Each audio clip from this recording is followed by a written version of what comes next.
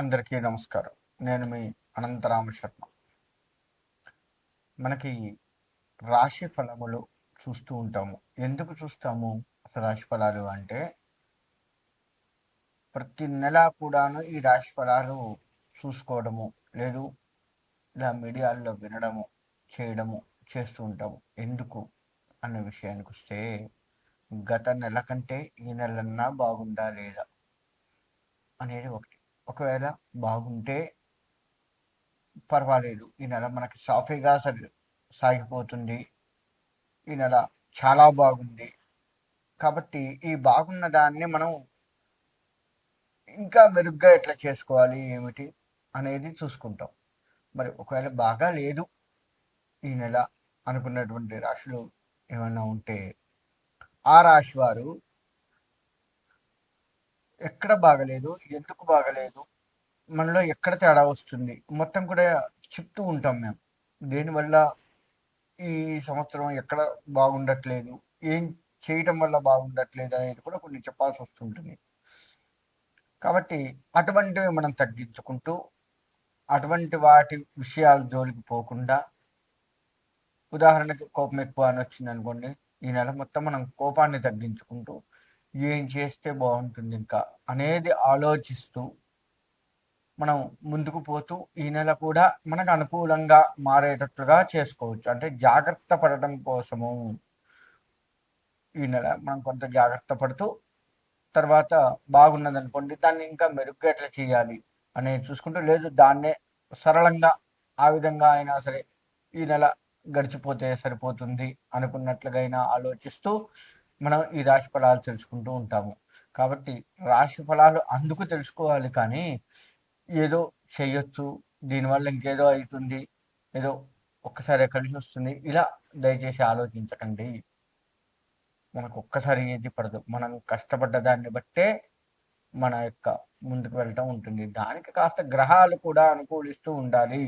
ఆ గ్రహాల అనుకూలత ఉందా లేదా తెలుసుకుంటూ, ఒకవేళ లేకపోతే ఏం చేస్తే గ్రహాల అనుకూలత ఉంటుంది అనేది చూసుకుంటూ, మనం దానికి పరిహారాలు, దోష నివృత్తి చేసుకుంటూ, లేదు రెమెడీస్ ఏదైనా చేసుకుంటూ, మనం ఆ గ్రహాన్ని శాంతింప చేసుకొని మనకు అనుకూలంగా ఉంచుకొని ధర్మబద్ధంగా నడుస్తూ, మన రాజకీయం కానీ, ఉద్యోగ వ్యాపారస్తులు కానీ, ఏదైనా సరే చేతి వృత్తులు కానీ, ఇలా అన్ని రంగాల వారు కూడాను దానికి అనుకూలంగా వెళ్తూ మన జీవన ప్రయాణాన్ని కొనసాగించుకోవడం కోసం మాత్రమే ఈ రాశి ఫలాలు చూస్తూ ఉంటాము.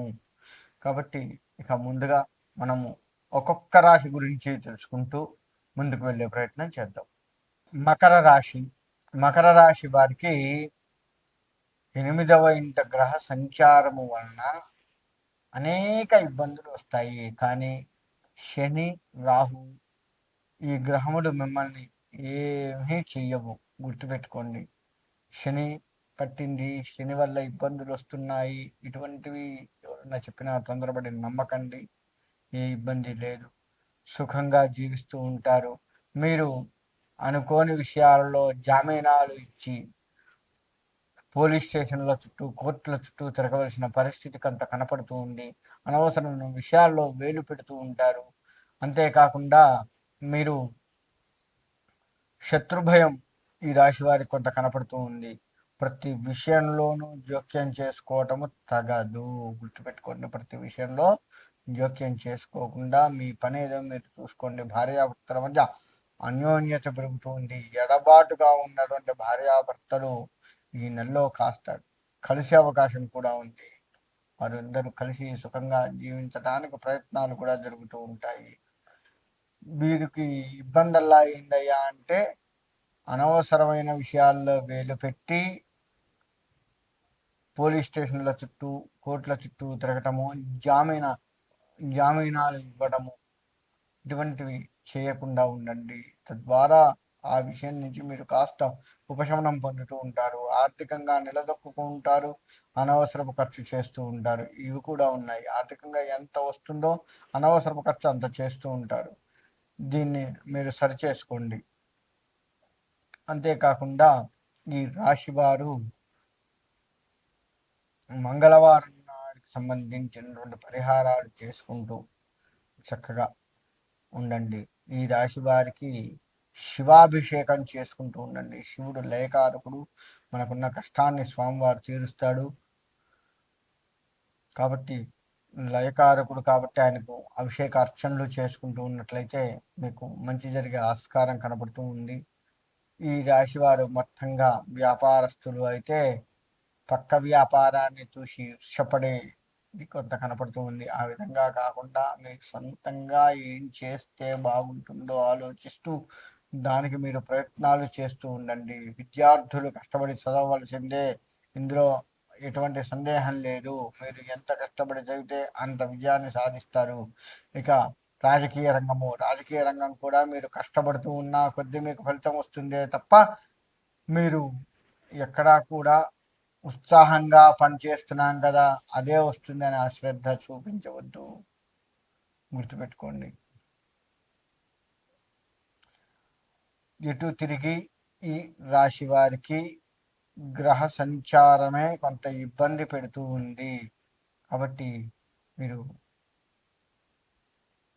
జాగ్రత్త వహిస్తూ ముందుకు వెళుతూ పదే పదే హెచ్చరిస్తున్నానండి. ఎట్టి పరిస్థితుల్లో కూడా ఎవరికి జామీనాలు ఇవ్వడము, పోలీస్ స్టేషన్లలో ఇరుక్కోవడము చేస్తూ ఉండకండి. అదొక్కటి పెద్ద ఇబ్బంది ఈ రాశి వారికి కనపడుతూ ఉంది. ఈ నెల మీరు ఎంత జాగ్రత్తగా ఉంటే అంత మంచిది. తొందరపడి ఇంట్లో వాళ్ళ సలహాలు తీసుకోకుండా బయట ఏ సంప్రదింపులు చేయకండి. ఇంట్లో ఖచ్చితంగా చెప్తున్నాను, మీ ఇంట్లో అమ్మది కానీ, మేనత్తలు కానీ, అత్తగారు కానీ, భార్య కానీ, ఇలా ఆడవారు ఎవరైతే ఉన్నారో, అక్క చెల్లి ఇలా ఎవరైతే ఉన్నారో వాళ్ళ సలహాలు తీసుకోండి. వాళ్ళు చెప్పినట్లుగా ముందుకు వెళ్ళండి. ఎందుకంటే స్త్రీలకి చాలా బాగుంది ఈసారి. కాబట్టి వారు ఇచ్చే సలహాలు ఏవైతే ఉన్నాయో అవి కాస్త మిమ్మల్ని, మగవారిని ముందుకు తీసుకెళ్ళి కాస్త నిలబెట్టే ఆస్కారం కనబడుతుంది. కానీ స్త్రీలు వచ్చిన డబ్బు వచ్చినట్టుగా ఖర్చు చేస్తారు. అది ఒకటి గుర్తుపెట్టుకోండి. వీరు ఆభరణాలు కొంటారు, స్థిరాస్తులు కూడా కొంటారు స్త్రీలు. కాబట్టి స్త్రీల చేతికి ఇచ్చిన డబ్బు ఎందుకు ఖర్చు అవుతుంది అంటే ఆభరణాలు కానీ స్థిరాస్తులు కానీ కొనడం వల్ల కొంత ఖర్చు అవుతుంది. అది అన్ని రంగాలుగా మంచిదే కదా. కాబట్టి వారి చేతికి సునాయాసంగా డబ్బులు ఇవ్వవచ్చు. కానీ అనవసరపు ఖర్చు ఎక్కడన్నా స్త్రీలు చేస్తున్నట్లుగా మీకు మీరు అనిపిస్తూ ఉంటే మాత్రం కాస్త మీరు కంట్రోల్ చేసుకోండి అమ్మా. తప్పకుండా అనవసర ఖర్చు నుంచి బయటపడండి. అప్పుడే మీరు అనుకున్నది అనుకున్నట్లుగా ముందుకు వెళ్తూ ఉంటారు. మీరు ఎక్కడా కూడా వెనక్కి తగ్గే పని లేదు ఒక రకంగా చెప్పాలి అంటే. కాకపోతే ఆలోచించి ముందుకు వెళ్తే వెనక్కి తగ్గే పని లేదు. ఆలోచించకుండా ముందుకు వెళ్తే మీరు ఎంత ముందుకు వెళ్ళారో అంత వెనక్కి వచ్చే కష్టం కనపడుతూ ఉంది. కాబట్టి జాగ్రత్త వహిస్తూ ముందుకు వెళ్ళండి. శివాభిషేకం, శివారాధన చేసుకోండి. వీలుంటే శ్రీశైల దర్శనం చేసుకోండి. అన్ని రంగాలుగా బాగుంటుంది. ఈ రాశి వారికి ఆ శివుడి అనుగ్రహం కలిగి సుఖంగా ఉండాలి అని కోరుకుంటున్నాను. ద్వాదశ రాశుల వారికి చెప్పేది ఏంటయ్యా అంటే, నేను ఇప్పుడు చెప్పినట్లుగా మీరు పరిహారాలు చేసుకుంటూ మీ రాశుల రీత్యా మీరు ముందుకు వెళ్ళండి. ఆ పరిహారాలు చేసుకోకపోతే నిజంగా ఇబ్బందులు వస్తాయి. అందులో ఎటువంటి సందేహం లేదు. మన జాతకం మొత్తం కూడా, మన జీవితం మొత్తం కూడా జాతకం మీద, ఆ యొక్క గ్రహాల మీద అది ఆధారపడి ఉంది. గ్రహాల అనుకూలత మనకు ఉంటేనే, ఉదాహరణకి సూర్యుడి అనుగ్రహం ఉందనుకో ఆరోగ్యం బాగుంటుంది. చంద్రుడి అనుగ్రహం ఉంటే మనశ్శాంతి బాగుంటుంది. ఇలా ఒక్కొక్క గ్రహం ఒక్కొక్కటి చేస్తూ ఉంటుంది. కాబట్టి మన జాతకరీత్యా ఏ గ్రహం బాలేదో దానికి సంబంధించి పరిహారాలు చేసుకుంటూ మీరు ముందుకు వెళ్ళడం ఎంతైనా శ్రేయస్కరము. కాబట్టి ద్వాదశ రాశుల వారు నేను చెప్పిన పరిహారాలు చేసుకుంటూ ముందుకు వెళ్ళి మీ యొక్క జీవితాన్ని తీర్చిదిద్దుకోవాలి అని కోరుకుంటున్నాను. మీ అందరికీ కూడా, ద్వాదశ రాశుల వారందరికీ కూడా మీ ఇష్టదైవం, కులదైవాల యొక్క, గ్రామ దేవతల యొక్క అనుగ్రహం సంపూర్ణంగా కలిగి సుభిక్షంగా ఉండాలి అని కోరుకుంటూ సెలవు తీసుకుంటున్నాను.